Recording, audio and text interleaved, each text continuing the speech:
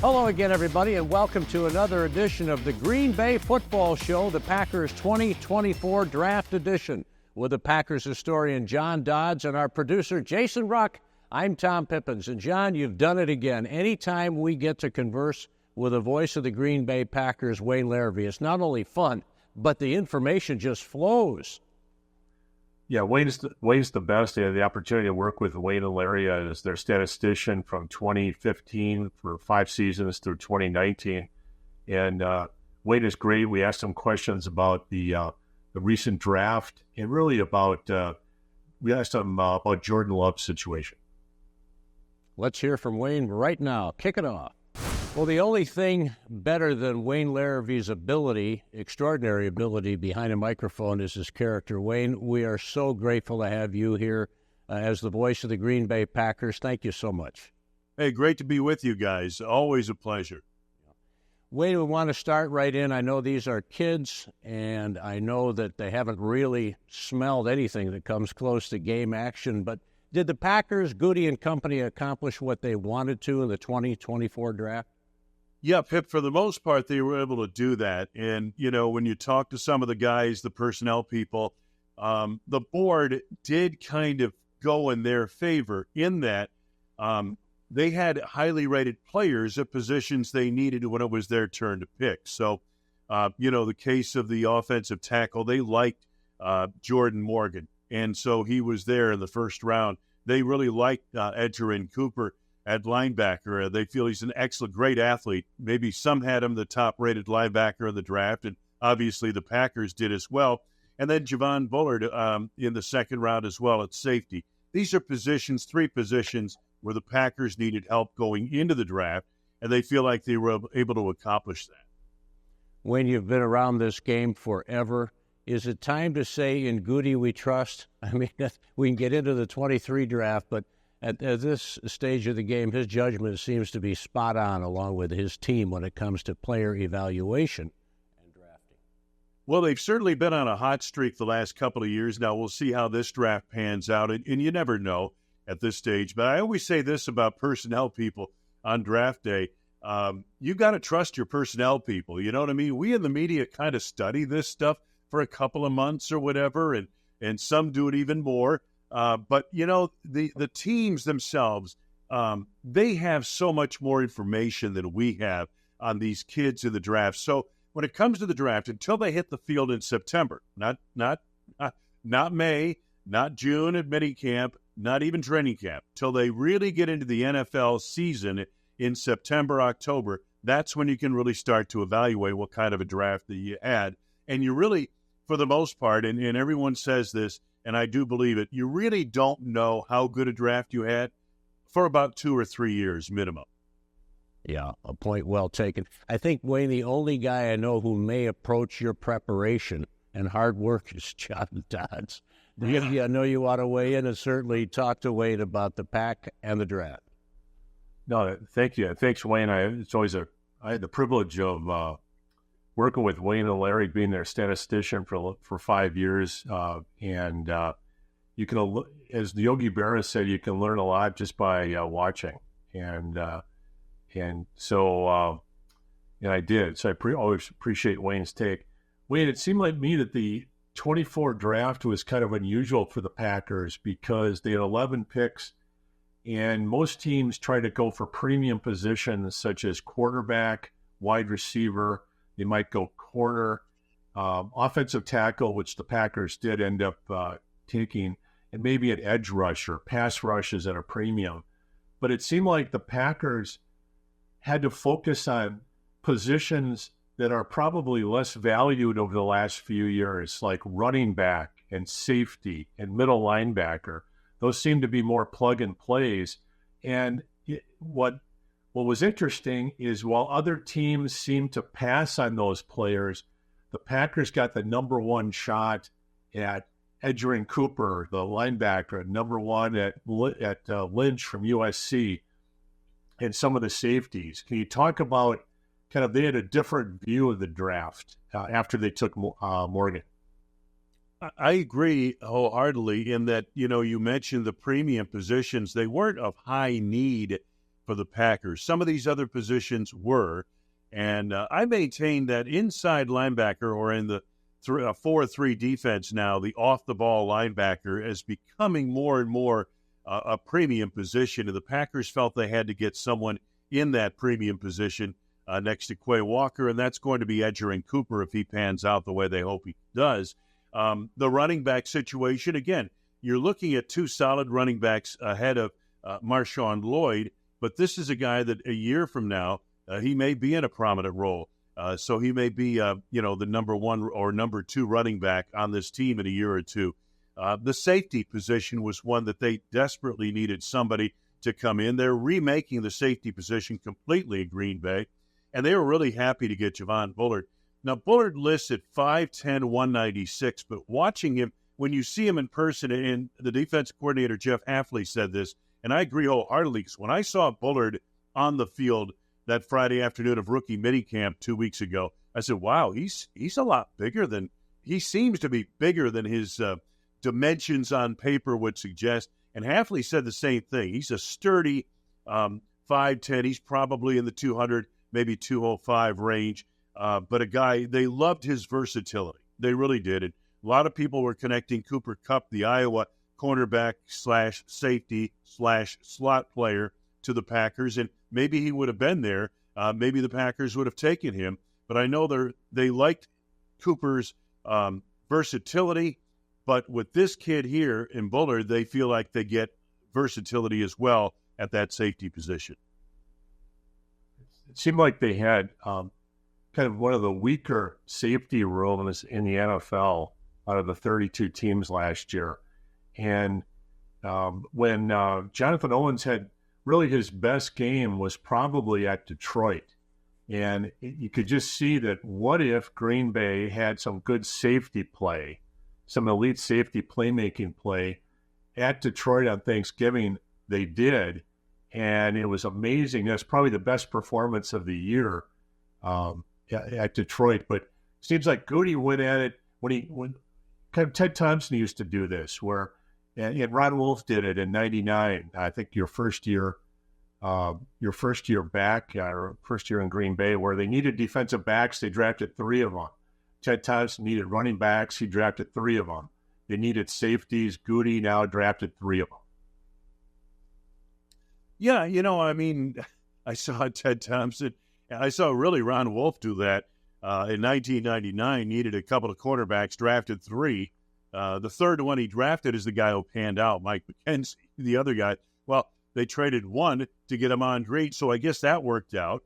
And the other one just more of a safety than a cornerback, Edwards. But anyway, yeah, I mean, you sometimes you fill these needs in numbers. Detroit went for 2 cornerbacks. They needed a cornerback. They went and drafted 2 right off the top of their draft. I think a lot of teams are doing this, and, you just don't know who's going to pan out, how it's going to work out. So the more swings you have at a position, maybe the better chance you get of solving the problem. Would you talk, Wayne, a little bit about the aforementioned Jordan Morgan? Hopefully Jordan guarding the blind side of Jordan Love. Offensive tackle out of Arizona. There are some who say maybe his hands are a little small. I remember that with Brian Bulaga, and it worked out okay for him over on the right tackle side. But can he play that prime position of left tackle out there in the O-line? Yeah, the concern, Pip, is with his arms. They're under 33 inches long, and that's usually a telltale sign on the NFL level that you're going to play guard and not tackle. However, there are exceptions, and the Packers have one of them at right tackle right now. Bulaga was a great example of a tackle being able to play with shorter than ideal arms. And again, we're not talking about T-Rex here, okay? This kid, I mean, it's not, and the hands aren't small. They're pretty big. But the thing that the coaches have always mentioned to me is, how does a guy move his feet? Because that's really the key. They like a guy with big hands, big, strong hands. So as soon as you get those mitts on the defender, you can lock them up. But the footwork is the key to being able to pass block. And this kid, they feel like, has that in abundance. And they feel very good and very comfortable with this pick. And he's starting out at left tackle. We'll see if he stays there. I imagine is how well Rasheed Walker plays as well ahead of him at that position. But they drafted this kid. They like him a lot. I know Bill Belichick on the draft show, he was very high on this kid as well. So we'll see how it pans out, but I know the Packers are happy to have him. Coming from Belichick, yeah, that's a vote of confidence. He seems limited eyesight, obviously, on the young man, but he seems athletic, fluid, fast. Oh, he is. You know, the tape I watched on him after they made the selection, the thing that impressed me was how quick he was off the ball and how he got to the second level. And once he got to the second level, meaning the linebacker level, and he's in the open field, you got to make a block, he never missed. And so that's something a lot of guys can get to the second level, but locating and making the block is a whole different ballgame, and this kid seems to do that very well. Yeah, I read a commentary, or I heard a commentary, and then read some from a pundit that was kind of bad-mouthing Jordan Love, of all things, and he said that in the San Francisco game, his quarterback rating in the third quarter and fourth quarter was, I think, in the low 70s, while before then it was probably up 110 or so. And I thought what wasn't said in that was a fact, but what wasn't said in that was at the beginning of the third quarter, Zach Tom, the right tackle, was concussed, and he missed the rest of the game. And when they had put Nijman in, it seemed like Bosa spent most of his day in Jordan Love's face the rest of the game. And I thought, they just weren't deep at offensive tackle. They lost Nijman, and obviously they lost Bakhtiari. So I thought Morgan was a need pick where they weren't reaching. And the scuttlebutt down in Dallas, talking to people, was Dallas thought that if they traded 24 back to 29 or 28 with Detroit, that Green Bay was going to take DeJean, Tampa was going to take an edge, and they were going to go back and they were going to take Morgan at Detroit's pick and have an extra third-round pick. And then you hear stories that Washington was trying to trade up for Morgan. So there was really a need, and Morgan seemed to be valued. Yeah, earlier, I beg your pardon. I believe I said Cooper Kupp. The Rams receiver, Cooper DeJean, the Iowa cornerback, is a guy the Packers had on their radar screen, along with a lot of other teams in Philadelphia, I believe, was jumped up ahead of them to get him. And then the Packers were on to Jordan Morgan. Hard to tell if they would have taken Morgan even if DeJean was on the board. And, in fact, he was on the board, and they took Morgan ahead of him, and DeJean went in the second round. I think you're exactly right, John. And the big thing about filling needs in the draft, okay, that's usually not good. You usually should pick the best athlete available. But when the board falls your way, when we talk about that, when Goody talks about the board kind of falling their way, what he's saying is that the best, highest-rated player they had at their turn to pick was a guy that filled a position of need for the team. And so the Packers felt very good about Jordan Morgan. Later on, they went with Edger and Cooper in the second round, and then Javon Bullard. All these filled needs. So did Marshawn Lloyd in the third. And then they doubled down to that inside off-the-ball linebacker position with Tyron Hopper, an athlete out of Missouri.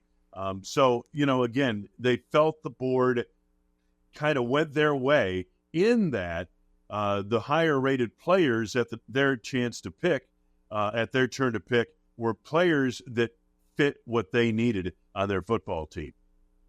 Is a guy such as Edgerrin Cooper, obviously you want to start with Morgan and Bullard. Everyone seems to be excited at this early juncture, Wayne. Are these guys who may be able to step in 2 or 3 of them and contribute right away? That seems to be the plan, Pip. I think Jordan Morgan, the first-rounder, will get every chance to start at left tackle, whether he's able to beat out Rasheed Walker. That remains to be seen. Walker's got some experience on him. Edgerrin Cooper's probably plug-and-play at inside linebacker. Bullard's probably plug-and-play at safety. Beyond that, I think Marshawn Lloyd will play a role. And I don't think it's going to be as limited as like in his first year, A.J. Dillon played some and then played more as the season went along, but didn't play a whole lot early. I think that may be I think Lloyd may play a lot early. The question on Lloyd always has been ball security. And, He's had fumbling problems in his collegiate career, as John, I'm sure, has pointed out. But this is, if he can hold on to the football, he'll get on the field. If he can't, he's not going to. Ben Sermons, the running backs coach, is not going to let him off the sidelines. So, Hopper's a guy, again, at very least, he'll play special teams. And they've got some guys in this draft, I think, that are going to be very good special teams players. Seems like the key to the San Francisco 49ers are those two middle linebackers, Greenlaw and Warner. They play that 4-2-5. They play half the field. One takes the other, and they intimidate the heck out of every wide receiver or tight end that comes near them. And I'm wondering if Green Bay is hoping that Cooper and Walker could be even 75% as good as those two, Greenlaw and Warner. It would be a successful draft. I think you're right. And I think that's sort of the blueprint of what they're trying to do in the middle of the Green Bay defense. I think Quay Walker was picked a couple of years ago because of what Tampa Bay was doing at inside linebacker in 2020. The speed, the athleticism they had at inside linebacker. So they draft Quay Walker, and 2 years later, Edgerrin Cooper, another athlete, as they switch to a 4-3 defense, another athlete on the interior on that defense. The thing they like about Cooper, they feel like he can cover. And I think what they'd like to see is if Quay Walker, I think they'd like to maybe deploy him more in a pass rush role. They'll have to do both, okay? One's going to be in coverage, the other might be blitzing on a particular passing play, and vice versa, maybe 2 plays later. So you're going to have to do both. But I think in general, Cooper was a guy they had highly rated because of his ability as an athlete and his ability to cover if need be. I love the comments you made earlier about the 4-3. It almost seems you're trying to get guys who can fit that system for the new defensive coordinator, Hafley. You buying that, Wayne? Yeah, I think so. They had some guys, because the Packers on their edge rushers over the years have gone for bigger personnel at the outside rushing position in their 3-4 alignment. Those guys can translate a little bit better to defensive end, and I think that's a big part of it. And now they're filling in that linebacking core with guys who can cover, who can rush the passer, that kind of thing. So I think you're looking at, they've had some personnel that will fit the 4-3 on the roster already, but the picks they're making now are guys that are schemed for that alignment. He is the great Wayne Larrivee, the longtime voice of the Green Bay Packers and one of the best people you'll ever meet in the business. And he is joining us on the Green Bay Packers football show, the Packers 24 draft edition with the historian John Dodds and our marvelous producer Jason Ruck. I'm Tom Pippins. If I may, I want to just get back to the running back room and the loss, if you will, of Aaron Jones going to the Vikings. You bring in a guy like Josh Jacobs. I'm sure you have nothing but great things to say about Aaron Jones. When healthy, he was magnificent. I never saw a more determined competitor at that position in my life. Pip, I think you're exactly right. And all of us were so focused on the maturation and the, I guess, the way he stepped up, the quarterback, the way he took the reins into the last 8 games going into San Francisco, played at an Aaron Rodgers type level. Jordan Love had a lot of the attention on him, but the fuel of that run into the playoffs and through the playoffs was Aaron Jones. 5 straight 100-yard rushing performances. That had never been done in the 100-plus years of Green Bay Packers football. Not by the great Jim Taylor or by Paul Horney or even by Amon Green, the all-time leading rusher. Aaron Jones did that. The thing about Aaron Jones, they've always felt that, he's a little bit undersized, and they've had to be careful. They've always had to make sure he was fresh down the stretch, and they did a great job of that last year. Josh Jacobs is a little bigger guy, not as explosive, obviously, as Aaron Jones, but explosive. And the thing they feel like with this kid is that, number one, he's almost 4 years younger than Aaron Jones, but number two, they feel like the durability factor will allow him to carry the football more over the course of the regular season. And so we'll see how it works out. But Aaron Jones was a special, special player, both on and off the field for the Packers. And the thing that'll be hardest to replace, all of us saw his production on the field, but I think the hardest thing to replace will be the chemistry that he provided in that locker room. I liken it to Drew Holiday. The Bucs made a big play. They got a big player in here in Damian Lillard, but the guy they had to sacrifice was Drew Holiday, and they never recovered from that. They never had the same chemistry, and they never played defense the way they did when Drew Holiday was on the floor. For the Packers, it'll be interesting to see because, he was such a part of the glue of the fabric of that locker room. Aaron Jones leaving. Josh Jacobs will come in, and he'll have a great season. I expect he'll rush for over 1,000 yards. I expect he'll catch 30-some passes. He'll be an outstanding back for the Packers. The question I wonder is about, the chemistry aspect of it. I don't know Josh Jacobs. I know Aaron Jones. Everything I hear about Josh Jacobs, however, from the Oakland side, is that he was a big part of their chemistry as well. And I know that Antonio Pierce, the head coach, hated to lose him. That's a salient point. All right, JD, I know you want to keep talking draft or anything else.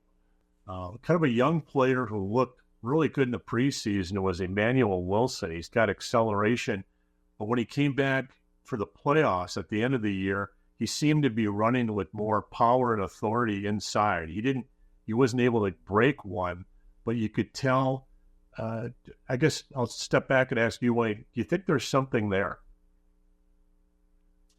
Yeah, I think they like him a lot. And I think toward the end of last year, he probably moved ahead of Patrick Taylor. And I know they're anxious to see what he can do. And this is a guy nobody talks a whole lot about, but you're exactly right, JD. He really showed us a lot in training camp and during the preseason. And I think he's going to get another shot to do that. But this is a kid who can, I think, give them maybe a different kind of dimension in there. Now he'll be in competition, obviously, with Marshawn Lloyd, and Lloyd is a high draft choice, second-round pick, or third-round pick, I beg your pardon. So it'll be interesting to see how it plays out. But they've got some really good competition in that running back room, obviously. A.J. Dillon, Emmanuel Wilson, Marshawn Lloyd, Josh Jacobs. That's a pretty good tree of running backs they have now. And I think that's going to be interesting to see how that plays out. But he's a guy to keep an eye on in training camp and during the preseason. Wayne, I don't want to let this get away. I may forget it, but your opinion, please, on Jordan Love. So much excitement. I'll be the first to admit I was a Debbie Downer, career backup, maybe spot starter. Tells you again, what the heck do I know? But he had a marvelous year. Obviously, it's 1 year. Do you anticipate that this kid, and any time I'm sure the money will reflect that the Packers have confidence in him, is he a guy who can be an outstanding quarterback in the league? Doesn't have to be Brett Favre, as you know. Doesn't have to be Ford. Doesn't have to be Aaron Rodgers. But can he be a very good starter in the league over the long haul? Have you seen enough to feel confident that they made the right choice with him? Personally, I have, but I know the football people around the league, okay? They're looking at this kid and they're saying, hey, the thing you find out about quarterbacks, I think it takes more than a year, okay? Now, when a quarterback shows what he can do, shows that he can play, you pretty much have to pay him, and the Packers are going to have to pay him. Does this mean that Jordan Love is the guy? Well, the contract he's going to get in a week or two, whatever, a month, whatever it is going to reflect that. We know he can play. He proved he can play, especially down the stretch, that 8-game period. The thing I was more impressed with, even though he played at an Aaron Rodgers level in the last 8 games going into San Francisco, I was impressed with what he was doing when they were losing 4 in a row. I was impressed with the cool he showed. He never got rattled. He just kept coming back and got better as they went along. Even when they lost 2 more games in that 4-game losing streak, he started playing better and better. I was impressed with the way he handled adversity. Furthermore, I'll give you a conversation I had with John Eric Sullivan, one of the Packers' top personnel people. This is on the field at San Francisco before the playoff game. We were looking at Jordan Love, and I said, boy, This kid looks like he could really do it. And I said, it's going to be interesting because I've always felt this way. You find out about a quarterback. Can he play? His first year as a starter, you find out, can he play or not? Second year tells you if he's a player, if he's one of those guys. That's when you find out second year. So that's what I think we're going to find out this year. But what John Eric told me, he said, you know what? We don't think anything's going to change with this guy. We think this guy, when he gets the big contract, it won't affect him. When he's getting a lot of accolades right now, it's not affecting him. He's going to show up to work every day. He's the same guy. We believe in the character of the player. And I think that's a huge part of playing quarterback in the league. Whether you have success or failure, how do you handle that? And believe me, success is just as hard to handle as failure. It's just in a different way. And I think this kid, we've seen him under adversity. We've seen him with success. And I think this kid is, from what I've been told during the offseason program and all that, he's not done nothing but come back to work harder than ever. And I think the character of this kid leads me to believe he is the guy. We'll find out for sure in year 2. Because don't forget, a lot of smart people, 31 smart defensive coordinators, have all looked at film on this kid, and they've got something planned for him. So there's no question about that. And by the way, Aaron Rodgers, let's go back to that analogy. By the way, Jordan's numbers as a first-year starter were much better than Aaron Rodgers. But Aaron Rodgers is deemed the man, gets the contract at the end of that first year as a starter. Remember? Do you remember the next year? The Packers are playing winless Tampa Bay halfway through the season. Okay? The Packers go into the game 4-3. Tampa's 0-7. Rodgers throws 4 interceptions in Tampa. The winless Buccaneers get their first victory. And the Packers go home 4-4, facing Dallas in a primetime Sunday night slot. This is 2009, the following week. And everybody is questioning the defense. Everybody's wondering what happened to our quarterback, everything like that. There will be adversity in this second season. And I have all the confidence in the world that Jordan Love will handle it a lot like Aaron Rodgers did. Rodgers went out, lit up Dallas that following week. The Packers won 7 of their last 8 games and got to the playoffs. I like to use this word on occasion regarding guests, a treasure. Wayne Larrivee, John Dodds is a treasure, huh? He sure is. He's got great insight, and he's there talking to the coaches. He talks to the administrator. He talks to the players. And he may not be able to tell you everything at the time, but if you just keep talking to him, he'll send the information out at the appropriate times. And like you, he works like a dog when it comes to his route. A pleasure to be with you again, J.D. Thank you again for setting up Wayne for John Dodds. Our producer, he is the best. That's Jason Ruck. I'm Tom Pippins, and that is the latest edition of the Green Bay Football Show, in this case, the 2024 Draft Edition. We'll see you next time. Go green and gold, and God bless everybody.